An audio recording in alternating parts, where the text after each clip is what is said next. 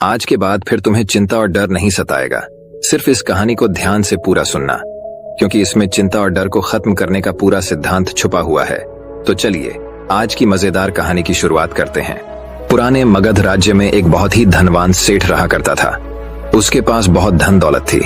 एक दिन उसने हिसाब लगाया तो पाया कि उसके पास जितनी भी दौलत है ये तो केवल उसके बच्चों तक के लिए ही पर्याप्त होगी।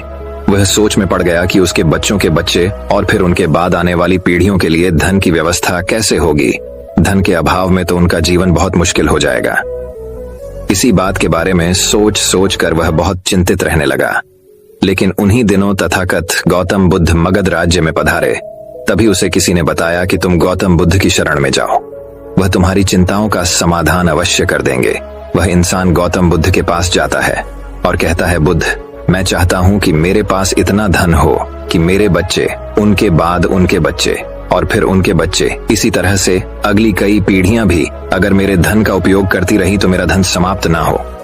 गौतम बुद्ध मुस्कुराए और बोले, बिल्कुल ऐसा ही होगा, लेकिन उससे पहले तुम इस नगर के बाहर वाली झोपड़ी में रहने वाले परिवार को एक दिन के खाने की सामग्री देकर आओ। यह सुन वह बहुत खुश हो गया और तुरंत ही एक दिन के खाने की सामग्री से भरा थैला लेकर नगर की बाहर वाली कुटिया में पहुंच गया। वह जैसे ही कुटिया के अंदर गया तो उसने देखा कि कुटिया के अंदर एक बूढ़ी सास और उसकी जवान बहू है। बूढ़ी औरत बैठकर ध्यान कर रही थी और उसकी बहू रसोई में खाना बना रही थी। सेठ ने बहू की तरफ देखकर खाने की सामग्री का थैला आगे बढ़ाते हुए कहा, मैं इस नगर का एक अमीर सेठ हूं और तुम्हारे परिवार के लिए एक दिन के खाने का रास्ता लेकर आया हूं, इसे रख लो। यह सुन बहू ने मना करते हुए कहा, लेकिन हमारे पास आज के खाने की व्यवस्था है। सेठ ने कहा, इससे कल के खाने की व्यवस्था हो जाएगी। उस औरत ने कहा, माफ करें, लेकिन हम अगले दिन के लिए भी यह इकट्ठा करके नहीं रखते। हम रोज के खाने की व्यवस्था रोज ही करते हैं। यह सुनने के बाद उस सेठ ने सोचा, एक ये लोग हैं जो अपने कल के लिए भी कुछ इकट्ठा नहीं करते, और एक मैं हूं जो अपने आने वाली कई पीढ़ियों के लिए धन इकट्ठा करने की चिंता में मरा जा रहा हूं। अब उस सेठ को समझ आ चुका था कि आखिर गौतम बुद्ध ने उसे नगर के बाहर वाली इस कुटिया में क्यों भेजा था।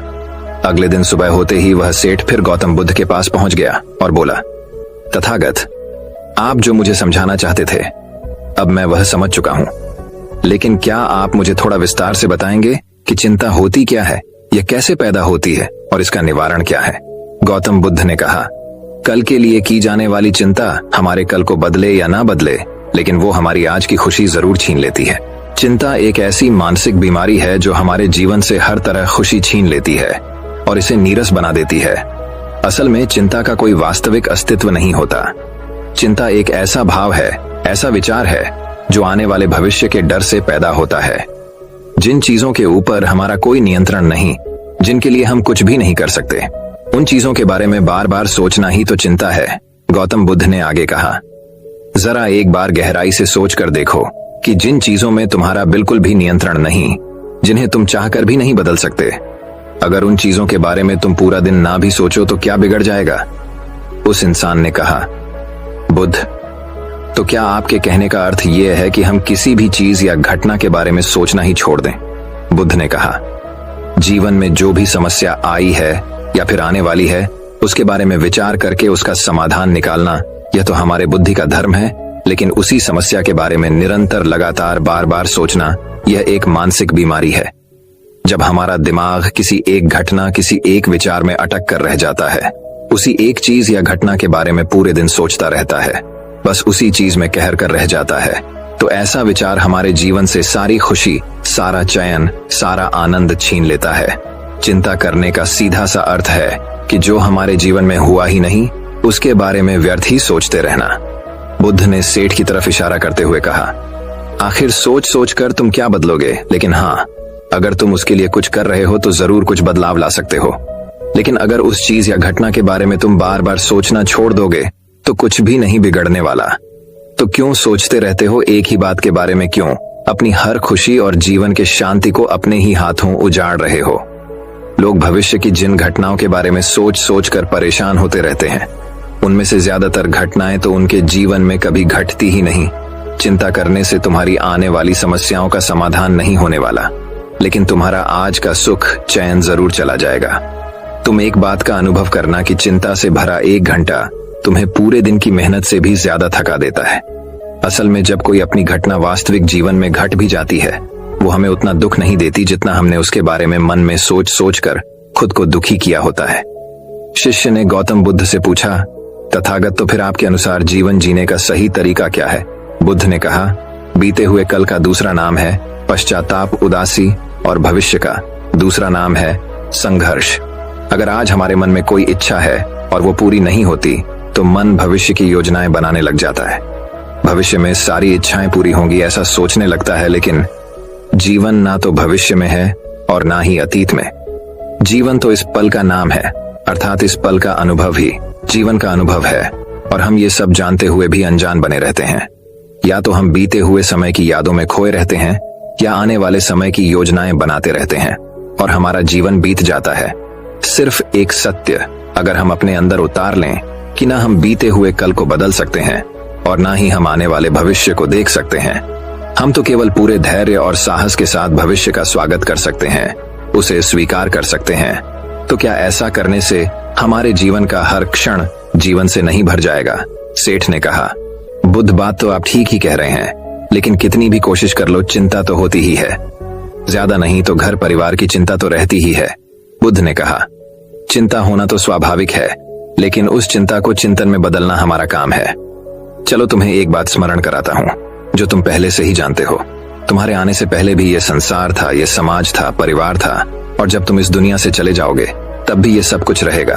तुम्हारे आने और जाने से इसमें कुछ ज्यादा बदलाव नहीं आया। वैसे भी तुम्हारे आने से पूर्व और जाने के बाद का समय तुम्हारे हाथ में है ही नहीं। तुम्हारे हाथ में है केवल और केवल वो समय जिसे तुम अभी जी रहे हो, वो समय जिसमें मैं अब भी तुमसे बात कर रहा हूँ, तुम मुझे सुन रहे हो। बस यही तुम्हारे हाथ में है, और हर बार तुम्हारे हाथ में ही बस इतना छोटा सा ही एक पल आता है और फिर वह हमेशा के लिए गायब हो जाता है। तुम इस पल का क्या करोगे? चिंता करके इसे बर्बाद करोगे? मैं तो यही कहूंगा कि हर इंसान को चिंतन करना चाहिए इस बात का कि कैसे इस समय का अधिक से अधिक उपयोग किया जा सकता है, कैसे अधिक से अधिक महान कार्य हम कर सकें, कैसे हम सब में आनंद बांट सकें। ध्यान रखना कि चिंता इंसान को उसकी चिता तक ले जाती है और चिंतन उसके मन को कुंदन बना देता है। सेठ ने कहा, बुद्ध, मैं आपकी बात समझ गया कि हमें जीवन को ज्यादा गंभीरता से न लेकर इसे पूरी ऊर्जा और आनंद के साथ वर्तमान में जीने की कोशिश करनी चाहिए। सेठ ने आगे प्रश्न किया, लेकिन बुद्ध, अगर कोई इंसान चिंता से घिर चुका है तो वो इससे बाहर कैसे आ सकता है? गौतम बुद्ध ने कहा, तुम कभी किसी बड़ी सुरंग से बाहर निकले हो? कितना भयानक अंधकार होता है सुरंग के अंदर। हमेशा ही ये डर लगा रहता है कि अगर इसके अंदर फंस गए तो क्या होगा, कैसे निकलेंगे इस सुरंग से ही। लेकिन अगर ध्यान से देखें तो सुरंग चाहे कितनी ही बड़ी क्यों ना हो, सुरंग के दूसरे किनारे पर हमेशा प्रकाश ही होता है, और उस प्रकाश तक वही पहुंच पाता है जो उस पूरी सुरंग को पार करके सुरंग के दूसरे दौर तक पहुंचता है। और ठीक इसी प्रकार हमारे जीवन में कई बार हम लोग खुद को निराशा और चिंता की काली सुरंग में फंसा पाते हैं, जहां से बाहर जाने का रास्ता नजर नहीं आता, और ऐसा लगने लगता है कि यह जीवन ऐसे ही समाप्त हो जाएगा। लेकिन ऐसी परिस्थिति में ठीक उस सुरंग की भांति इस निराशा और चिंता को समाप्त करने वाला आशा का प्रकाश उसे ही मिलता है, जो निरंतर आगे बढ़ता रहता है, जो लगातार प्रयत्न करता रहता है। इसीलिए अगर तुम्हारे जीवन में कभी भी उदासी और चिंता का पल आए तो रुकना मत, बस लगातार प्रयास करते रहना, तुम्हें सफलता अवश्य मिलेगी। अब तक सेठ गौतम बुद्ध की बातें समझ चुका था। उसने बुद्ध का धन्यवाद किया और वहां से चला गया।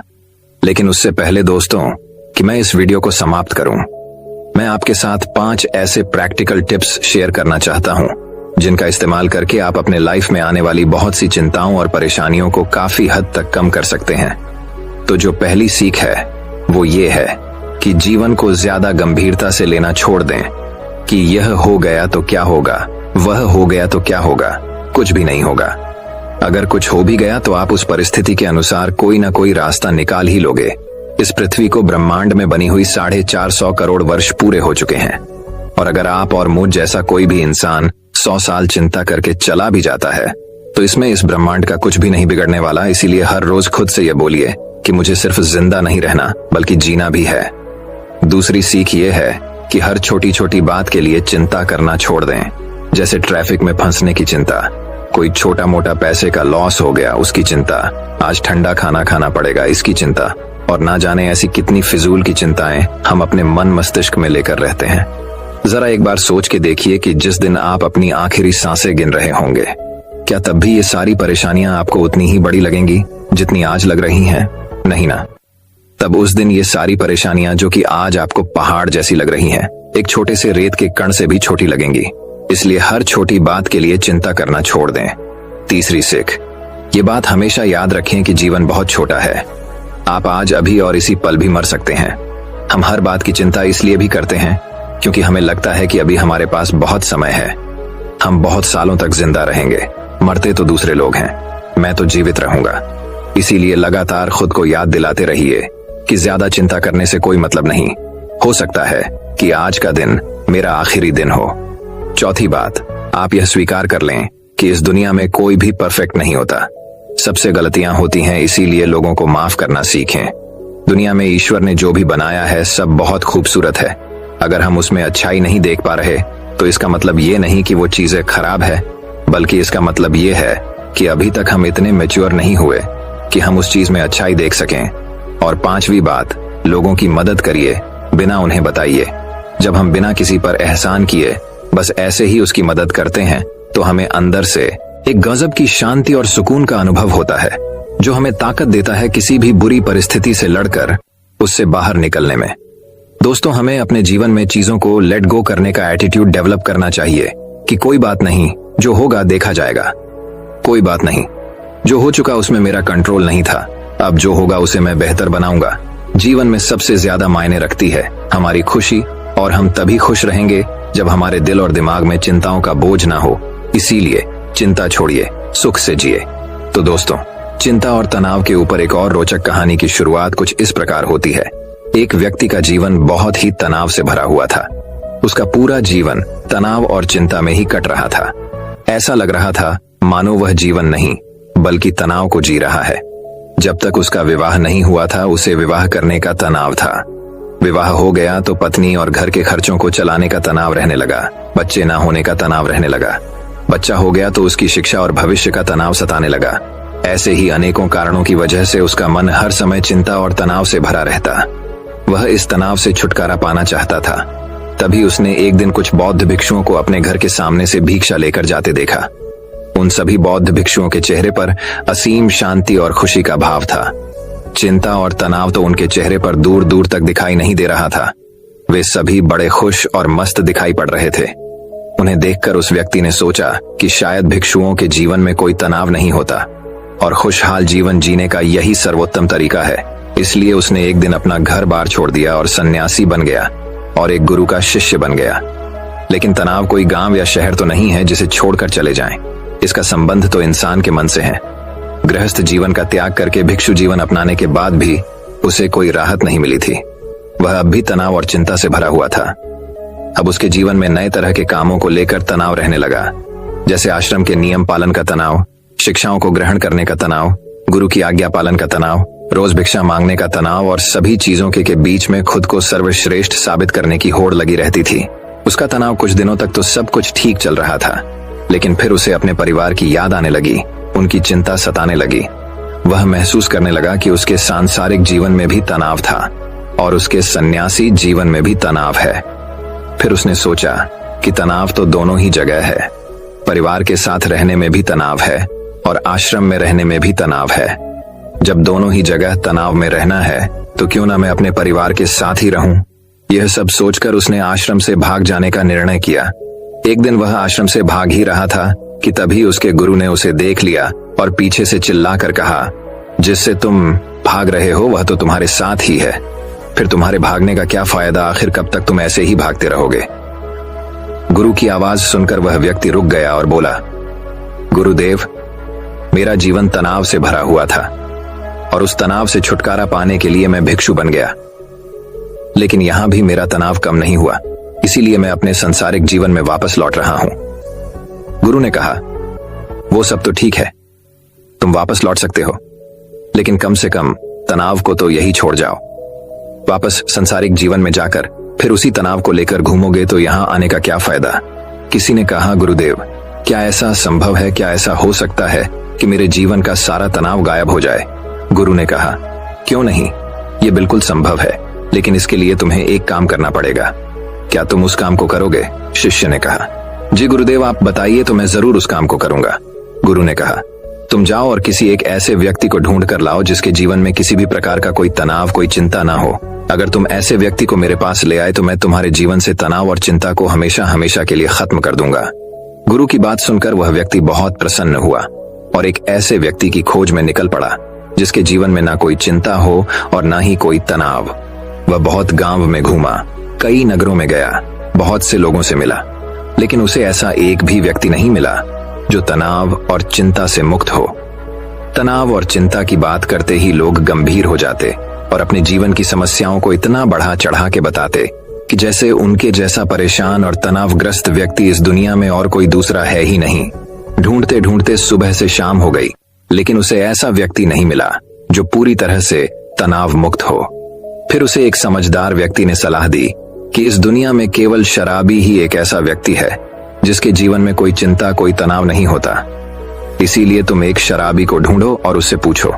जिसने उस व्यक्ति की बात मान ली और बहुत खोज मशक्कत के बाद एक ऐसे शराबी को ढूंढ निकाला जो हर समय शराब के नशे में धुत रहता था। उसने उस शराबी से पूछा, मैंने सुना है कि तुम्हारे जीवन में कोई चिंता, कोई तनाव नहीं है, क्या यह बात सच है? शराबी ने लड़खड़ाती हुई जबान से उत्तर दिया, तनाव ये क्या होता है? ये किस चीज का नाम है? मुझे नहीं पता। यह सुनते ही शिष्य के खुशी का ठिकाना न रहा। उसने सोचा, चलो दिन भर मेहनत करने के बाद अंततः वह व्यक्ति मिल ही गया जिसकी मुझे तलाश थी। शिष्य यह सब सोच ही रहा था कि तभी शराबी फिर बोल पड़ा, मुझे बस इस बात की चिंता सताती रहती है कि मुझे शराब कहां से मिलेगी, शराब के लिए धन का इंतजाम कहां से होगा। क्या तुम्हारे पास कुछ धन है? मैंने अपनी पत्नी से सारा धन छीन लिया है, लेकिन क्या तुम कुछ मदद कर सकते हो? यह सुनकर वैसे ही हैरान रह गया। उसकी सारी खुशी गायब हो गई। अब तक दिन भी ढल चुका था और अंधेरा होने वाला था। इसीलिए वह थक कर एक मंदिर में बैठ गया। वह बहुत हताश और निराश था। वह सोचने लगा, क्या इस दुनिया में कोई भी तनाव मुक्त नहीं है? तभी एक छोटा गरीब बच्चा उसके पास आया और बोला, बहुत जोरों की भूख लगी है, क्या कुछ खाने को मिलेगा? वैसे ही उस बच्चे की तरफ देखकर बोला, जब तुम जैसे छोटे बच्चे के जीवन में भी चिंता और तनाव है तो बड़ों का क्या हाल होगा? बच्चे ने कहा, महात्मा जी, चिंता और तनाव नहीं, केवल भूख है, क्या आपके पास से कुछ भोजन मिलेगा? बच्चे की यह बात सुन वह अचानक बहुत प्रसन्न हो गया, जैसे उसे कुछ प्राप्त हो गया हो।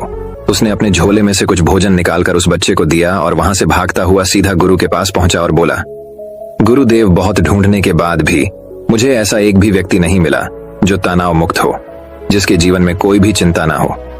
सभी के जीवन में कुछ ना कुछ चिंताएं हैं। जिसके पास धन नहीं है उसे धन की चिंता है, जिसके पास धन है उसे और अधिक धन कमाने की चिंता है। जिसके पास प्रेम नहीं है वह प्रेम के लिए चिंतित है, जिसके पास प्रेम है वह प्रेम से चिंतित है। जिसके पास काम नहीं है वह काम के लिए ही परेशान है, जिसके पास काम है वह काम से परेशान है।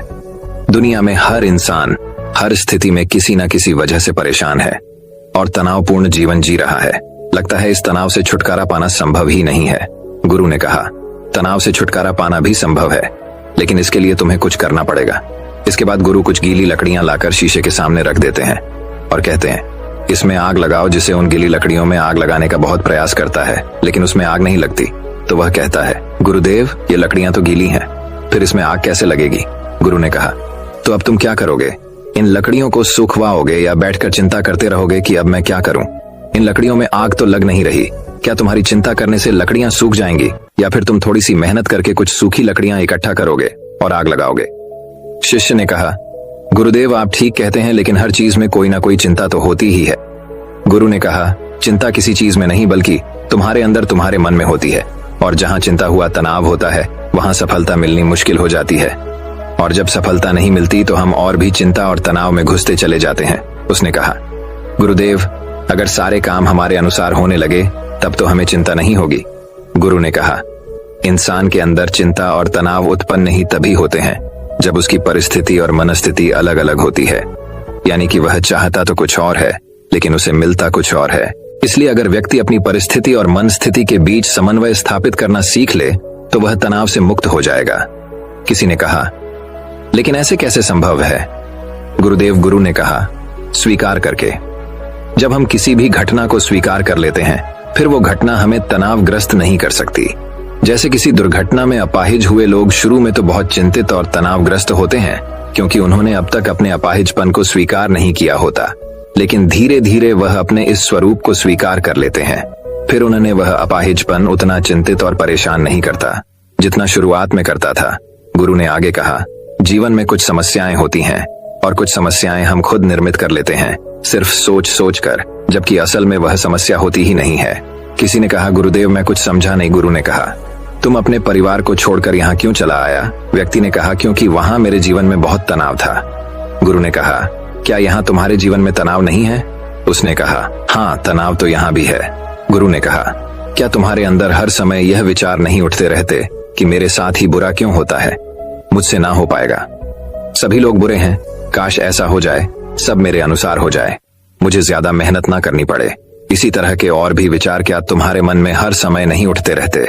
किसी ने कहा, हाँ गुरुदेव, हाँ बिल्कुल ऐसा ही होता है। जब मैं आश्रम में गुरु भाइयों के साथ रहता हूँ तब भी, और जब मैं घर में था तब भी। गुरु ने कहा, समस्या बाहर नहीं, समस्या तुम्हारे भीतर है। तुमने अपने अंदर बेवजह का तनाव बना रखा है, उन काल्पनिक घटनाओं के बारे में सोच सोच कर जो शायद तुम्हारे जीवन में कभी घटित भी नहीं होंगी। उनके बारे में सोचकर ही तुम चिंताग्रस्त रहते हो, तनाव में रहते हो। जिस दिन तुम इस बात को समझ जाओगे कि जीवन में समस्या होती है और उसका समाधान भी होता है, और उस समाधान को पाने के लिए कार्य करना पड़ता है, और उस कार्य का एक परिणाम भी होता है, तो उस दिन से तुम्हारे जीवन में कोई भी तनाव नहीं रहेगा।